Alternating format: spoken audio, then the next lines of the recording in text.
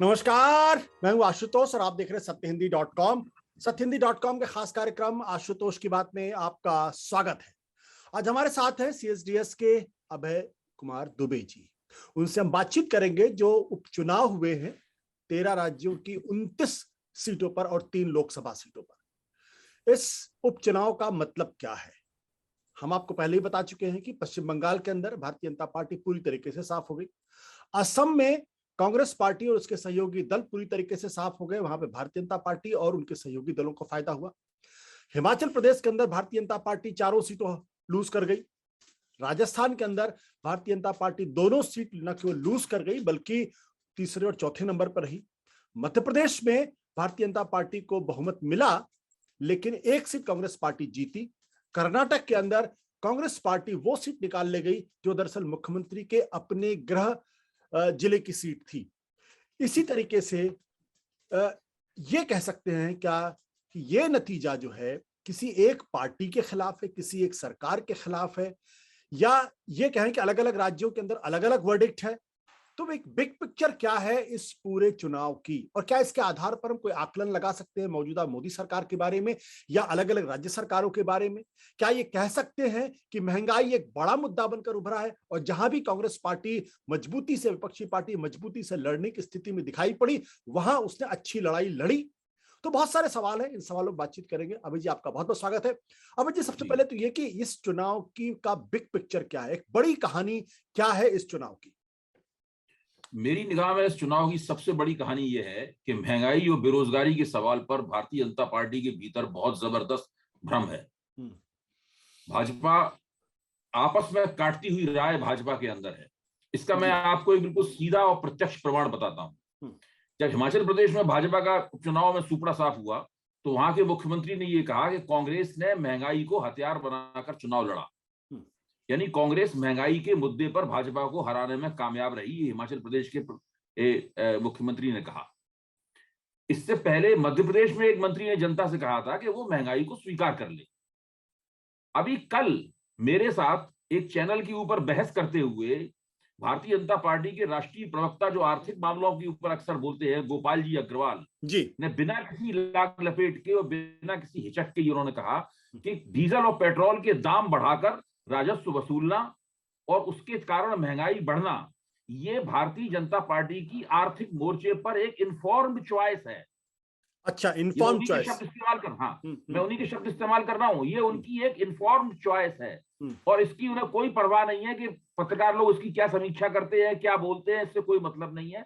उन्होंने दावा किया कि जनता उनके पूरी तरीके से साथ है और जनता इस बात को समझती है कि इस वक्त, और उन्होंने ये भी कहा कि अगर हम ये ना करें तो आप ही बता दीजिए हम क्या करें। तो वहां पे राष्ट्रीय स्वयंसेवक संघ के एक समर्थक वक्ता भी बैठे हुए थे। उन्होंने तो, उनको बहुत ताज्जुब हुआ अपनी सहयोगी पार्टी की प्रवक्ता की बातचीत से। तो उन्होंने थोड़ा सा धिक्कारा भी कि आपको इस तरह की बातें मीडिया मंचों से नहीं करनी चाहिए, आपको कुछ दूसरे तरीके से अपनी बात कहनी चाहिए थी। ऐसा कहने का आपको कोई अधिकार नहीं है जो आप कह रहे हैं। आप हम लोगों से नहीं राय पूछ सकते, आप जनता से जवाब सवाल नहीं कर सकते, बल्कि आपको उसकी सफाई देनी चाहिए वगैरह वगैरह। उन दोनों के बीच में भी अच्छी खासी बहस हुई, लेकिन भाजपा के प्रवक्ता बार बार बिना किसी हिचक के, लाग लपेट के, बड़ी साफ गोई से कहते रहे कि हमने ये किया है और हम ये करेंगे। वो चाहते तो अंतर्राष्ट्रीय परिस्थितियों का भी सहारा ले सकते थे, उन्होंने वो सहारा लेना भी मंजूर नहीं किया। सारी दुनिया में तेल के दाम बढ़ रहे हैं, वो कह सकते हैं तो वहां बढ़ रहा है, इसलिए हमारे, उन्होंने ये तर्क भी नहीं दिया। उन्होंने साफ तौर पर कहा कि हम तेल के दाम बढ़ा रहे हैं, इसलिए बढ़ा रहे हैं क्योंकि हमें राजस्व चाहिए। जीएसटी के कलेक्शन में कमी आई है, इनडायरेक्ट टैक्स है उसके कलेक्शन में कमी आई है, हमें राजस्व चाहिए और हम ये जानबूझ के कर रहे हैं और ऐसा हम करते रहेंगे फिलहाल।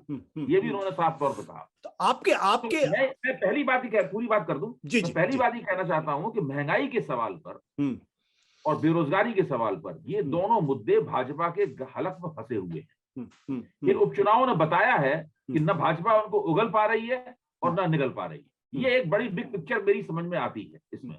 हाँ जी, आप बोलिए प्लीज सॉरी। हाँ, दूसरी बात मेरी समझ में ये आती है कि राज्यों के राजनीति में भाजपा के लिए सब कुछ ठीक नहीं है। ना उनके पास अच्छे मुख्यमंत्री हैं, ना वो अच्छे प्रशासक हैं, ना उनके मुख्यमंत्री अपने अपने इलाकों में, अपने अपने राज्यों में लोकप्रिय हैं। और एक राज्य में तो उन्होंने, जहां भी चुनाव होने वाला है उत्तराखंड में, उन्होंने 5 साल में 3 बार मुख्यमंत्री बदले। तो राज्यों की राजनीति पर जो भाजपा आलाकमान की पकड़ होनी चाहिए थी, और जो जिस तरह से ये समझा जाता है कि भाई मोदी का केंद्र में सिक्का जम गया है, और वो सिक्का अभी फिलहाल लोगों को उखड़ता हुआ नहीं दिख रहा है। हालांकि मुझे इस बात, तीसरी बिग पिक्चर ये है कि नरेंद्र मोदी की उपस्थिति या उनके नाम का आवाहन या उनकी तस्वीर लगाना या उनके द्वारा रैली करना राज्यों के संदर्भ में अब जिसको मोदी डिविडेंड कहते हैं वो उत्तरोत्तर कमजोर होता जा रहा है। उसका प्रभाव पूरी तरीके से, उसका क्षय हो रहा है उसके प्रभाव का। और इसकी बहुत बड़ी परीक्षा भी उत्तर प्रदेश के चुनाव में होनी बाकी है। बिल्कुल। तो आपने 3 बड़ी तस्वीरों के बारे में बातचीत की। पहला, महंगाई को लेकर जो भारतीय जनता पार्टी को न उगलते बनना न निगलते बनना।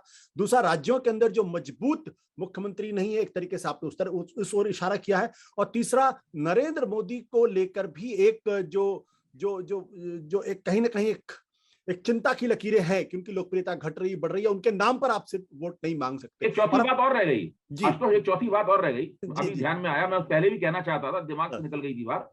चौथी बात यह है कि इन उपचुनावों ने अगर किसी पार्टी की हौसला अफजाई की है तो कांग्रेस की हौसला अफजाई की है। और ये बता दिया है कि भारतीय जनता पार्टी को राष्ट्रीय स्तर के, देश के विभिन्न कोनों में अगर कोई पार्टी मुकाबला दे पाएगी तो वो भारतीय जनता पार्टी मुकाबला दे पाए, कांग्रेस मुकाबला दे पाएगी। कांग्रेस पार्टी ही भारतीय जनता पार्टी। एक बात और जोड़ दें, केवल एक किसान आंदोलन के प्रभाव वाला केवल एक क्षेत्र था जहां पे एक महत्वपूर्ण चुनाव हो रहा था, हरियाणा में अभय सिंह चौटाला वाली सीट के ऊपर। और वहां पे गोपाल कांडा के भाई गोविंद कांडा, जो उस इलाके में काफी दबदबे वाले माने जाते हैं, वो उनके खिलाफ चुनाव लड़ रहे थे, भाजपा ने उनको उतारा था। लेकिन वहां पर अभय सिंह चौटाला ने अपनी जीत बहुत हासिल कर ली। और दूसरे देखिए आप, इसमें मैं जब कहता हूं कि महंगाई और बेरोजगारी का सवाल भाजपा गले में फंसा हुआ है, जहां भाजपा चुनाव जीती है खंडवा में, वहां भी भाजपा के वोट 7% कम हो गए हैं पिछली बार। 2 लाख 2.5 लाख के करीब वोट उन्हें भाजपा को कम मिले हैं। दादरा नगर हवेली में भी भाजपा के वोट गिरे हैं और मंडी में भी भाजपा के वोट गिरे हैं। वहां तो चुनाव ही हार गए दोनों, लेकिन जहां वो चुनाव जीते हैं वहां भी 7% वोट कम हुए हैं। तो भाजपा के लिए काफी मुश्किल नजारा इन उपचुनावों ने पेश किया। बिल्कुल। आपने जो तस्वीरें कही है उस तस्वीरों के आधार पर क्या कारण है कि पश्चिम बंगाल के अंदर जहां भारतीय जनता पार्टी को 38% वोट मिला था विधानसभा चुनाव के दौरान, और उसके पहले लोकसभा के चुनाव में दौरान 40% वोट मिला था, वहां इस बार सिमट के 14.5% वोट सिर्फ मिला। यानी अगर आप कहें तो कैटास्ट्रोफिक करीब 22% वोटों की गिरावट देखी जा रही है।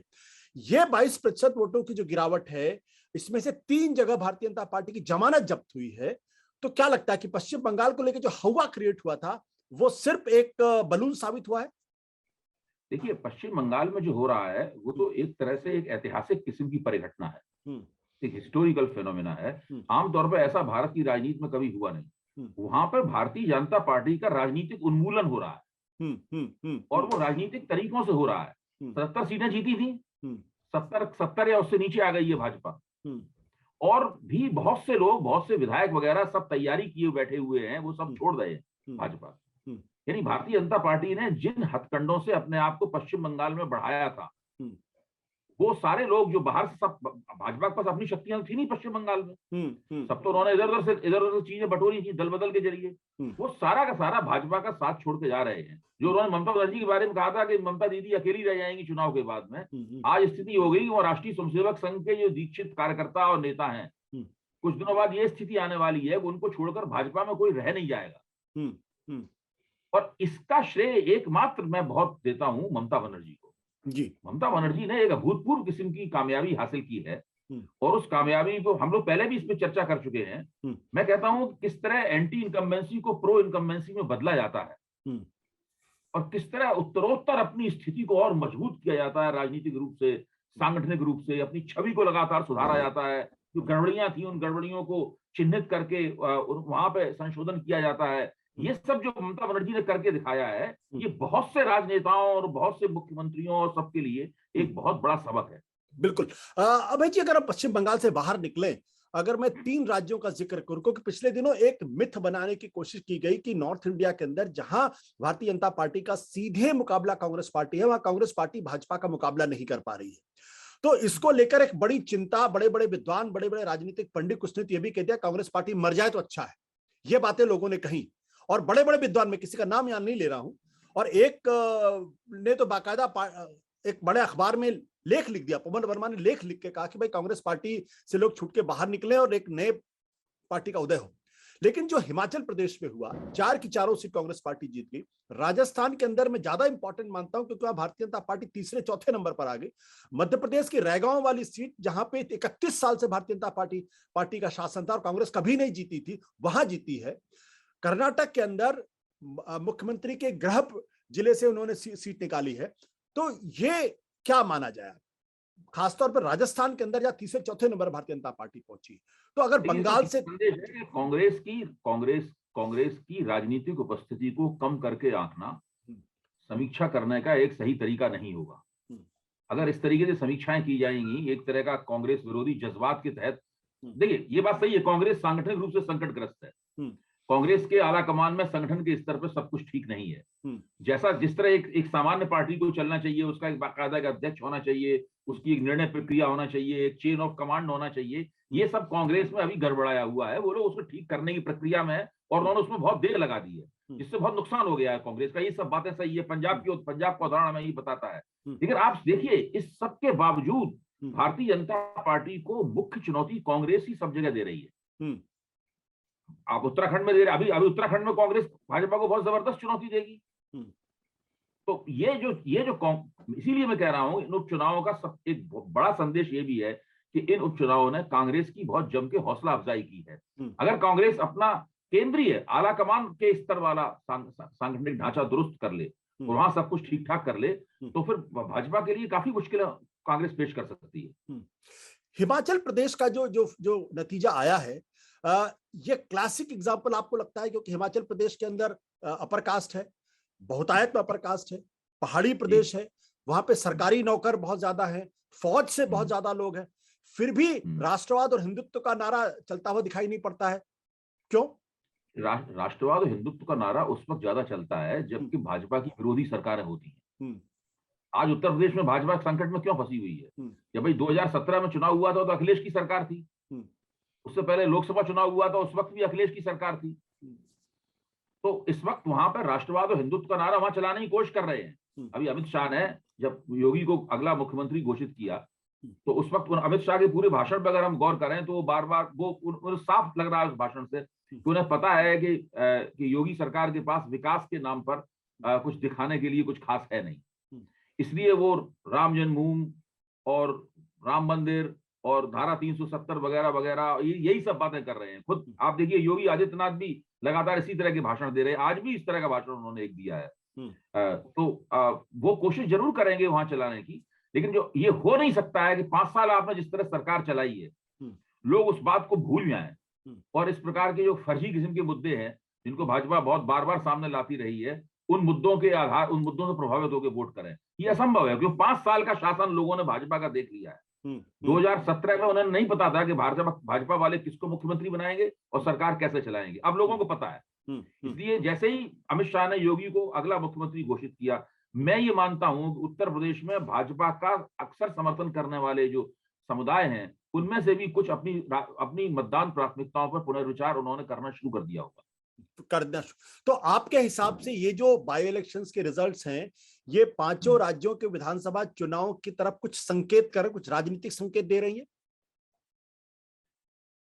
देखिए, पहली बात तो ये है कि आप अगर पंजाब से हम शुरू करें जी, तो पंजाब में कांग्रेस ने अपने आप का काफी नुकसान किया, लेकिन अब धीरे धीरे कर वहां परिस्थितियां कांग्रेस की ठीक हो रही और हो सकता है कि कांग्रेस अब जो उन्होंने नुकसान किया था उस नुकसान की कुछ भरपाई करेगी। अभी अगर उस भरपाई में भी थोड़ा और समय लगेगा, लेकिन भरपाई की तरफ जाएगी। दूसरे, कांग्रेस भाजपा को बहुत अच्छी चुनौती देगी।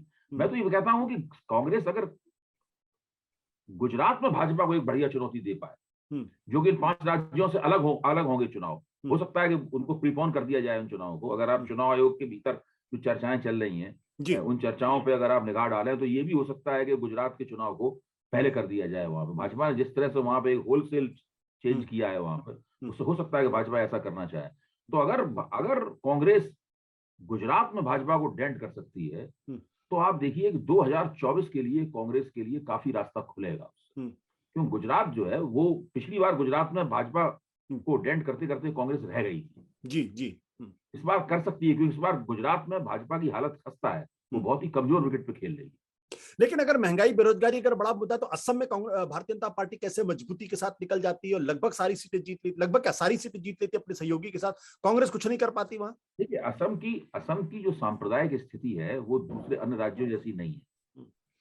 हम लोग जानते हैं कि असम को किस तरीके से भारतीय जनता पार्टी ने 2 हिस्सों में बांट दिया है, और ये 2 हिस्सों में बांटने का काम कहीं सांप्रदायिक आधार पर बांटा जाता है, कहीं जाति के आधार। हरियाणा को भी 2 हिस्सों में बांट रखा है कांग्रेस, जाट और गैर जाट में बांट रखा है।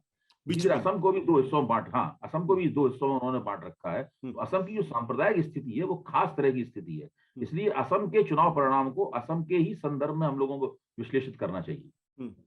बिल्कुल। आपके हिसाब से उत्तर प्रदेश में भारतीय जनता पार्टी के लिए तकलीफ है इस नतीजों के आधार पर अगर कहें तो?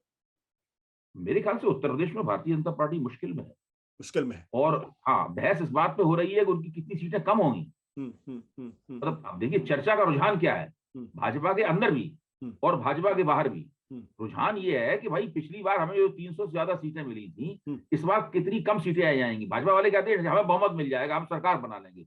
कोई ये थोड़ा कहता है कि हमें 300 प्लस सीटें मिलेंगी। वो लोग सब आकलन इस बात का है कि कितनी कम सीटें भाजपा को उससे मिलेंगी, और जितनी कम सीटें मिलेंगी उतनी ही मोदी के और योगी के दोबारा मुख्यमंत्री बनने की राह में परेशानी पैदा होगी। योगी तो तभी दोबारा मुख्यमंत्री बन सकते हैं जो भाजपा को 275 और 280 से ऊपर सीटें प्राप्त हों, जिसके मिलने के कोई मौके नहीं दिखाई पड़ रहे, कोई संभावना नहीं है। मैं लोभ संवरण नहीं कर पा रहा हूं, आपने बीच में इशारा किया था कुछ खास समुदाय के लोग मोदी योगी के मुख्यमंत्री पद के प्रोजेक्शन के बाद वो पुनर्विचार कर रहे हैं। आपका इशारा ओबीसी तबके की तरफ है? मेरा इशारा ओबीसी तबके की तरफ भी है और मेरा इशारा जो ब्राह्मण वोटर हैं उनकी तरफ भी है। देखिए, जब प्रियंका गांधी ने 40% महिलाओं को टिकट में आरक्षण देने का फैसला किया, तो मैंने एक भास्कर में लेख लिखा था, इसका शीर्षक ये था कि महिलाएं लैंगिक चेतना के आधार पर वोट नहीं डालती, वो अपने समुदायों का फैसला देखती हैं। भारत में जो लोकतंत्र है उसकी प्रकृति मुख्य तौर पर समुदायगत है जी। हाँ, समुदाय के आधार पर वोट पड़ते हैं। कभी कभी ऐसा नहीं भी होता है, लेकिन आमतौर पर ऐसा ही होता है। ऐसी बात नहीं, लैंगिक चेतना के आधार पर वोट डालने वाली महिलाएं भी हैं, लेकिन वो कोई प्रतिशत नहीं बनाती। लेकिन इसके बावजूद भी प्रियंका गांधी ने जो फैसला किया है उससे प्रियंका गांधी के कांग्रेस के कुछ ना कुछ तो स्त्री वोट बढ़ेंगे। वो 1% बढ़े, वो 2% बढ़े, वो आधा फीसदी बढ़े, 1/4% बढ़े या 4% बढ़े, कुछ ना कुछ तो वोट बढ़ेंगे, और जितने बढ़ेंगे सारे के सारे भाजपा के खाते से आएंगे। और अगर ब्राह्मण मतदाता एक बार निराशा भाजपा से दुखी होकर, योगी को उसके ऊपर थोपा जा रहा है, उससे दुखी होकर भाजपा के खिलाफ वोट देने का मन बनाता है, तो कांग्रेस ही उसके लिए स्वाभाविक विकल्प होगा। वहां भी कांग्रेस जो है वो अगर उत्साह से चुनाव लड़ती है तो वहां भी वो भाजपा को ही नुकसान पहुंचाएगी। तो समाजवादी पार्टी इन तमाम कदमों से समाजवादी पार्टी का जो चुनावी रणनीति है उसको कोई नुकसान नहीं पहुंच रहा है। ये नुकसान मुख्य तौर पर भारतीय जनता पार्टी को ही पहुंच रहा है कांग्रेस की गतिविधियों से।